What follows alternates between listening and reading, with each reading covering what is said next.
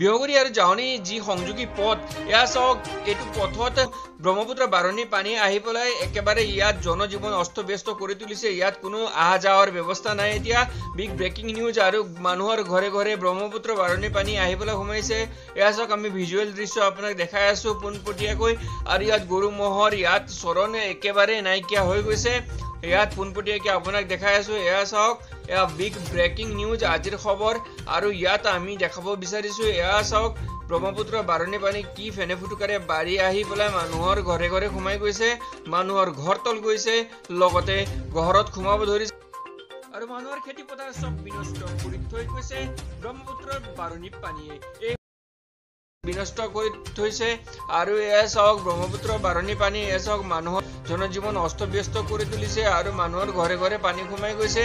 এয়া চাওক মানুহে এতিয়া ওখ ঠাই বিচাৰি পেলাই আশ্ৰয় বিচাৰি পেলাই গৈছে। আৰু এয়া চাওক ৰাস্তাৰ যি মেইন ৰাস্তা তাতে পানী ইমান হৈছে যে ইয়াত আমি একেবাৰে চলিব পৰা অৱস্থা হোৱা নাই, আমি যাব পৰা অৱস্থা হোৱা নাই। এয়া মানুহৰ ঘৰে ঘৰে পানী আৰু পানী মানুহে একেবাৰে ওখ ঠাইত গৈ পেলাই আশ্ৰয় ল'বলগীয়া হৈছে। আৰু ইয়াত কোনো ধৰণৰ প্ৰশাসনীয় আৰু কোনো ধৰণৰ চৰকাৰী বিষয়ববী আহি পেলাই খবৰ লোৱা নাই এই পৰ্যন্ত। এয়া চাওক গাঁৱত এতিয়া বিজুলী কাটি দিয়া হৈছে, বিজুলী আদি কাটি দিয়া হৈছে। আৰু এয়া চাওক আমি ভিজুৱেল দৃশ্য দেখাই আছো। পানী এই প্ৰকাৰে এইটো যি ৰাস্তা হয় তাত ইমান পানী আছে আৰু মানুহৰ ঘৰে ঘৰে পানী আছে। আৰু এই বিগ ব্ৰেকিং নিউজ আমি দেখাই আছো আপোনাক পোনপটীয়াকৈ দেখাই আছো। এয়া জাৱনীৰ যিটো এতিয়া পৰিস্থিতি সেইটো আমি দেখাই আছো আপোনাক পোনপটীয়াকৈ দেখাই আছো। আৰু এয়া চাওক এয়া ঘৰৰ যিটো অৱস্থা, এয়া ঘৰৰ অৱস্থা আমি দেখাই। এয়া চাওক জাৱনী তিনিকুৰীয়া দৃশ্য যি মই দেখাই আছো এয়া আপুনি চাব পাৰে পোনপটীয়াকৈ আমি দেখাই আছো, ভিজুৱেল দৃশ্য দেখাই আছো। এয়া চাওক ৰাস্তাত পুৰা পানী হৈ গৈছে, ৰাস্তাত প্ৰায় একাঠু পানীৰ ওপৰত হৈছে পানী। আৰু ইয়াতে যাতায়াত ব্যৱস্থা একেবাৰে নাইকিয়া অৱস্থা। আৰু ইয়াৰ বিজুলী বাতি যি লাইন আছিলে সেইটোও কটা গৈছে। আৰু ইয়াত থকা মেলাৰ সুবিধা একোৱেই নাই, ঘৰৰ ভিতৰত পানী হৈ গৈছে। বিগ ব্ৰেকিং নিউজ আপোনাক দেখাই আছো।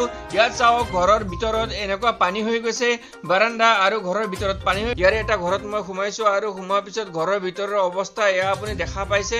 এয়া পোনপটীয়াকৈ আমি দেখাই আছো ঘৰৰ ভিতৰত প্ৰায় একাঠু পানী। বানপানী দেখোন বহুত হৈছে, কেতিয়াবা হৈছে আৰু চৰকাৰে সাহায্য কিবা পাইছেনে? এনে ধৰণৰ বানপানী হোৱাৰ এটা মানে আশংকাও পোৱা নাছিলোঁ যোৱা পৰহি দিনালৈকে। তৎকালভাৱে মানে যোৱাকালি আমাৰ গাঁওখনত মানে এনে এটা অৱস্থা হ'ল যে মানে পানী আহি মানে যোৱাকালি সন্ধিয়াৰ ভিতৰতে ৰাস্তা ডুবাই দিলে।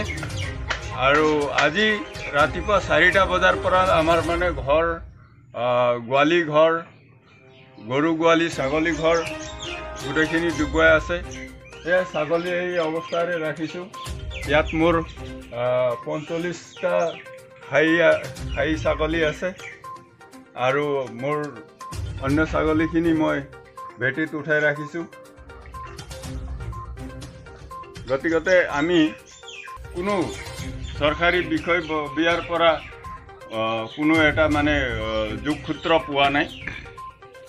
আশা কৰিছোঁ মানে অনতিপলমে প্ৰশাসনিক ব্যৱস্থাৰে আমাক পশু খাদ্যৰ লগতে মানুহৰ মানে কিছু খাদ্যৰ ব্যৱস্থা কৰি দিয়াৰ এটা আশা আমি লৈ বহি আছোঁ।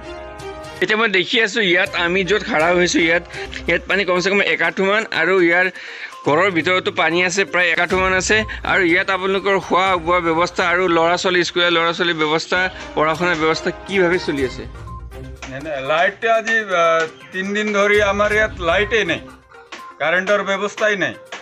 আৰু আজিকালি কেৰাচিন কিনিবলৈ নাপায়, মমবাতি আমি আনিবলৈ সক্ষম হোৱা নাই। কাৰণ যাতায়াত ব্যৱস্থা হ'লে দোকানত গৈ আমি মমবাতিৰ ব্যৱস্থা এটা কৰিব পাৰোঁ। তো এনেকুৱা এটা মানে সংকট অৱস্থাত মানে আমি সন্ধিয়া হ'লে আমাৰ গোটেই আন্ধাৰ। এই অৱস্থাত মানে আমি গৰু গাই ছাগলী পোহপালন কৰি বহা মানুহ আৰু সৰু সৰু ল'ৰা ছোৱালী আছে স্কুল পঢ়া, তেওঁলোকক যেনে তেনে বিচনাখনতে আবদ্ধ কৰি ৰখাৰ এটা ব্যৱস্থা কৰি সংকট অৱস্থাত আছে মুঠৰ ওপৰত। আচ্ছা, এইখিনিতে আপোনাক কথা এটা সোধো, এই এলেকাৰ যিটো গাঁওবুঢ়া হয় তেখেতে ইয়াত আহি পেলাই কিবা খবৰ লৈছেনে? আৰু বিভাগীয় কোনোবা চৰকাৰী বিষয়ববীয়াই আহি পেলাই খবৰ কিবা লৈছেনে আপোনালোকৰ? এতিয়ালৈকে কোনো প্ৰশাসনিকেৰে হওক বা কোনোবাই জননেতাই হওক মোৰ লগত হ'লে সম্পৰ্ক কৰা নাই আৰু গাঁও প্ৰধানসকলে কি কৰিছে তেওঁলোকৰ বিষয়ে তেওঁলোকে ক'তবা কি কৰিছে আমি এতিয়ালৈকে নাজানো